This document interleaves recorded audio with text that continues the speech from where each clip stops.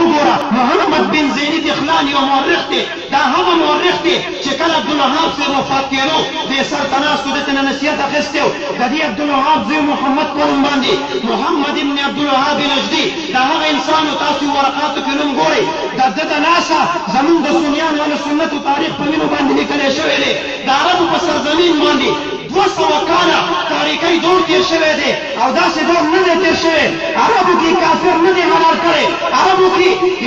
کې یهودي نه دی حلال کړی عربو کې نصراني نه دی حلال کړی عربو کې د کفر په خلاف ریاست نو عربو کې دې موده د صرف د اهلسنه والجماعه خلاف محمد بن عبدالوهاب نجدي اعلان وکړو چې څوک دا عقیده ساتي چې د رسول اکرم مبارک په ذات وسیله ونیسئ دا مشرک دی که د ښځو وینځه کوي که د جایداد ضبط کوي که د وطن روا دي دا په قانون مبارک او تاریخونو کې پرته ده که چېرې غلطه ثابته شوه د شهید ملت د غلام دا دعوه ده د غل سزا زما سزا سر رامخ رانه تور کوي لاس رانه کټ کوي قسم ما درته خپل خون بخلی دی خو سترګې کلاو کوي عربو کې دا ظالم رجوت شو د صحابو قبرستان جنت البقیع دی په بولډیزونو باندې وار کړی و او ګلان چا چې خپل سرونه په تلي کې کېښه او رحمت للعالمین دې پای کړې ده چا چې د رحمت للعالمین په طرف باندې یهودیه کافر کتوت هم نه دی پرېښی هغه صحابي چې ورځ ورته کافران وایي ای صحابي ای د مبارک ملګريه صرف دومره ووایه چې زما په ځای باندې دلته محمد عربي علیه السلام دی او زه په کور کې ناست وی هغه خادم او غلام د رسول اکرم ورته فرمایي وایي بدبخته کافره ته خو دومره ډېره خبره کې زه دا هم نشم برداشت کولی چې زه دې په کور کې ناست یم او د محمد عربي په خپه کې دې دا زمونږ درس رابع دی فی رد من قال انه کان من اهل السنه والجماعه هغه چا باندې پرد کی چې هغه د ابن عبدالوهاب نجدي متعلق داسې نظر لري چې دا اصولا و عقیدتا اهل السنه والجماعه او فروعا و مذهبا دا حنبلی و اصلا که تاریخو کتلی شي نو مخکې دروسو کې مونږ د دې خبرې وضاحت وکړو چې د نجد د علاقې و د علاقه ډېره ناولې وه په دغه اعتبار دی د مسلمة الکذاب کلیوال جوړیږي حظو النال بالنعل که د دې نسل الټولی شي دا د ذوالخویسره په نسل کې وخه نسلا دا بنو تمیم دی د ذوالخویسره نسل کې راغلی دی او د مسلمة الکذاب کلیوال دی او که تاریخ د عربي مطالعه کړی شي نو دا د اسود عنسی چې مدعی د نبوت ده به دغه حالات کان مولعا به ډیر په مینه به دغه حالات لوستل نو د اهل سنت والجماعه نو ګوره مخکې درس ثالث کې مونږ د الله سبحانه وتعالی په توفیق سره دا خبره ثابته کا چې شیخ نجدي مقلد نو بلکې دا غیر مقلد او کم انتحال به چې د حنبلیت ته کولو ناغه مبنی و په کذب او زور باندې دا صرف دغه یو تقیه وه چې د کوله نو فاذا کان الامر كذلك چې خبره داسې وه چې د مقلد نو غیر مقلدو انتحال مبنی و په کذب او په زور باندې نو علماء کرام اهل حق هغه په دې متفق دي چې اهل سنت والجماعت دا محصور دي صرف په 4 مذاهب کې اهل سنت والجماعت څوک دي سلور مذهبونو والا خلق او د سلورو طریقو والا خلق دا اهل سنت والجماعت په دې زمانه کې په دې کې راګیر دي خارج د 4 مذاهب نه دا ضال او مدول دي دا اهل سنت والجماعت دا نشي کېدي نو اوس داسې یو ضال مدول ته یو سړی سوی هغه ته وایي چې دا اهل سنت والجماعت نو دا یو ډېر عظیم جرم دی لکه علامه کشمیری په اکفار الملحدین کې لیکلی دي اخراج المؤمن عن الملة الاسلامية وادخال الكافر فيها عظيم في الدين یو مؤمن د ملت اسلامی نه بهر کول مسلمان ته کافر ویل او یو کافر په دې ملت اسلامی کې یو دوال مدول بالاتفاق اگر دن کول یو دوال مدول غیر مقلد بی دینه ته شیخ الاسلام وی او اهل سنت والجماعت ورته وی عظیم فی الدین دا په دین اسلام کې یو عظیم جرم دی ښه د پښتنو دا یو خبره راټینګه کړي مسلمان ته کافر مو وایه دا ښه نه دي هلکه کافر ته مسلمان هم مو وایه دا هم ښه نه دي کنه دا دواړه جرمونه ګورې برابر دي ښه اخراج د مؤمن د ملت اسلامی نه او ادخال د کافر په دې کې دا دواړه عظیم فی الدین، دا په دین اسلام کې عظیم جرمونه دي. اهل سنت والجماعت څه عقاید لري، څه اصول لري، ضوابط لري، علامات لري، امارات لري. هغه د هغه اصول ضوابطو چې څوک پابند دي هغه به اهل سنت والجماعت. اوس داسې یو ناولې دا شیخ نجدي چې هغه د څوک اهل سنت والجماعت وي، سره د دې چې هغه تمام اصول و ضوابط او امارات او علامات د اهل سنت والجماعت هغه عقاید حقه په عمل کړي او په هغې باندې به د شرک او کفر ټاپې لګولي. لکه مثلا په عقایدو د اهل سنت والجماعت کې یو عقیده د تنزیه او د توحید د خدای تعالی ده. په دې باندې ما کار کړی دی او موږ انشاءالله کال ته زموږ نصاب کې به د عقیدې یو کتاب د اولا دپاره دا ما داخل کړی وي خپل نصاب کې انشاءالله الرحمن. موږ اهل سنت والجماعت د خدای تعالی باره کې دا نظر لرو چې واحد لا شریک له، واحد دی، شریک نه لري، نه ذات کې، نه صفاتو کې، نه افعالو کې. موجود بذاته دی، واجب الوجود دی، قدیم ازلی دی، بے مثل بے مانند دی، بے چون و بے چگون دی. اسماء ازلیه د باری تعالی او صفات او افعال قدیمه د باری تعالی دا حق دی. خدای تعالی منزه دی د جسم نه، د لوازمو د جسم نه، د مکان نه، جهت نه، حوادثو نه، بلکې د هر عیب نه، بلکې د کل ما یتصور فی الاذهان نه ویتخیل فی الاوهام والافهام نه. الله د دې نه منزه او بری دی، مجرد دی، بالا دی، بالاتر دی. او شیخ نجدی هغه په جهت او په اثبات د جهت او په اثبات د جسمیت کې مبتلا و.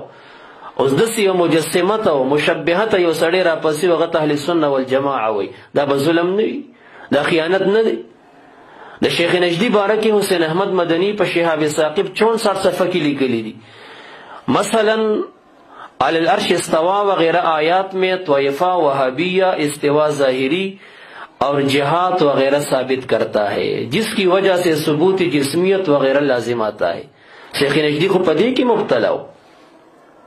حالانکہ منگ اہل سنت والجماعت پا متشابہات و واردو فی الکتاب و سنت کی دا سی عقیدہ و نظریه لرو چې زمونږ په دې ایمان دی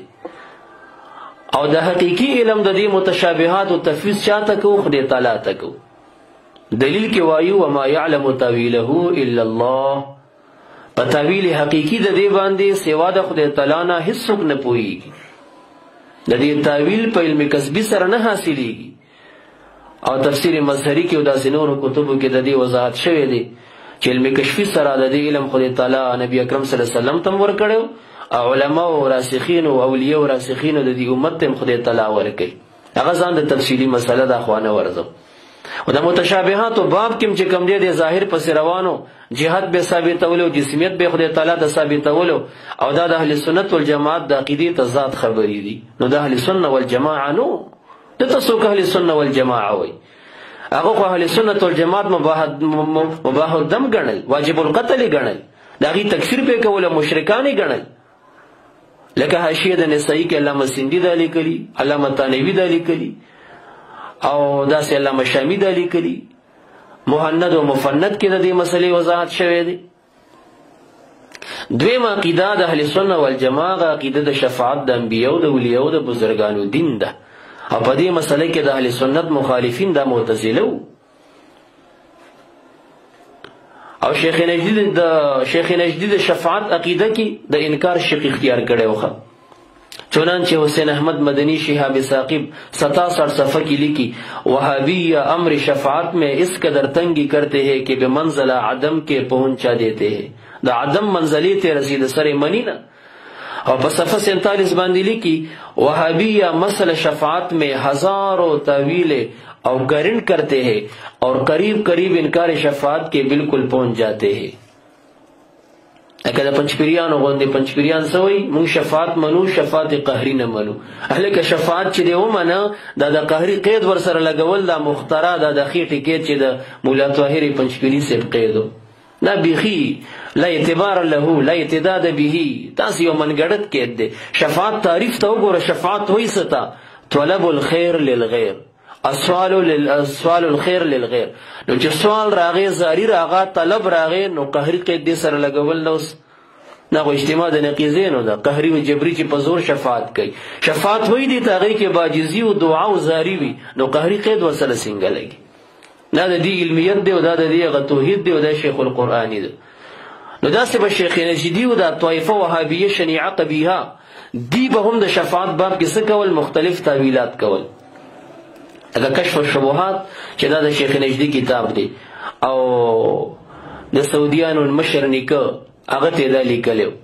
هغه کې د 35 صفحه دا وضاحت کړي، ولا يشفع النبي ولا غيره في احد حتى يأذن الله فيه. نبی او غیر نبی که ولی دی او که هر څوک دی دا شفاعت تر هغې نشي کولی په یو کس د یو کس په حق کې هم، حتی چې د کس باره کې به نبی علیه السلام خدای تعالی نه اجازه غواړي، خدای تعالی به اجازه ورکوي، بیا به د شفاعت کوي. دا د اهل سنت والجماعه اصول نه دي. هغې دا وایي موږ دا وایو چې د شفاعت اذن مطلق نبی اکرم صلی الله علیه وسلم ته شوی دی. شفاعت نبی اکرم صلی الله علیه وسلم مأذون دی په باب د شفاعت کې، هغه ته اذن شوی دی. دا چې استاد لپاره به بیل سجده لګوي او جړا به کوي مبارک صلی الله علیه وسلم، او د بل لپاره به بیل سجده لګوي اجازه به غواړي. داسې نه ده، بلکې نبی اکرم صلی الله علیه وسلم مأذون دی، اذن مطلق ورته شوی دی. وګوره بخاري شریف اول جلد 48 صفحه حدیث د جابر صاحب، نبی علیہ السلام فرمایي اوتیت خمسا لم یؤتهن احد قبلی. هغه بیا وګد حدیث ته نصرت بالرب مسیرة شهر وجعلت لي الارض مسجدا وطهورا الى ان قال، تر دې چې نبی علیہ السلام پکې وي اوتیت شفاعه، ما ته شفاعت را کړی شوی، اذن مطلق ور کړی شوی دی ورته. ولی ته ګوره نبی اکرم صلی الله علیه وسلم دنیا کې ورته الله پاک سوی، قرآن کریم کې راځي فاعف عنهم واستغفر لهم، دې خلکو ته عفو وکړه خیر دی، ته ورته شفیع جوړ شه، بخښنه ورته وغواړه. وګوره مأذون دی، الله ورته اذن کړی. بل ځای ورته وایي واستغفر لهن، الله دا زنانه چې بیرته تراشي شفیع ورته جوړ شه، د خدای دربار کې بخښنه ورته وغواړه. بل ځای ورته وایي واستغفر لذنبک وللمؤمنین. ګوره بل ځای راځي ولو انهم اذ ظلموا انفسهم جاءوك فاستغفروا الله واستغفر لهم الرسول لوجدوا الله توابا رحیما. او بیا روایت د ادبی په هغې راواله، په هغې بیا دا کتب د دیوبند وګوره، دا تفاسیر پې وګوره، خصوصا ابن کثیر دمشقي پې وګوره چې د نبی اکرم صلی الله علیه وسلم شفاعت په قبر کې هم د هغه نه ثابت دی. استشفاء عقیده ده، خو د اهل سنت والجماعه عقیده ده. اوس داسې یو منکر د شفاعت باره کې یو کاکا و لالا را پسې و، هغه څه وایي چې د اهل سنت والجماعه نو دې غریب ته معلومات به حاصل ني. د به د یو څو د اردو پښتو کتابونو رسالې کتلي، ځکه به داسې خبره کوي شیخ نجدي کان من المجسمه، کان من الخوارج، کان من المبتدعه، کان من الضالین والمدلین، دې د هغې د جملې نه، کان من غیر المقلدین. دا داسې نه و چې دا شیخ الاسلام و یا دا مقلد و حنبلي و یا د اهل سنت والجماعه، دا د هغه چا خبرې دي چې هغه خوا ته ممارست او مسکا په کتبو د علم سره نشته، نو دا به د هغې خلکو خبرې. وما علي إلا البلاغ المبين، وآخر دعوانا أن الحمد لله رب العالمين.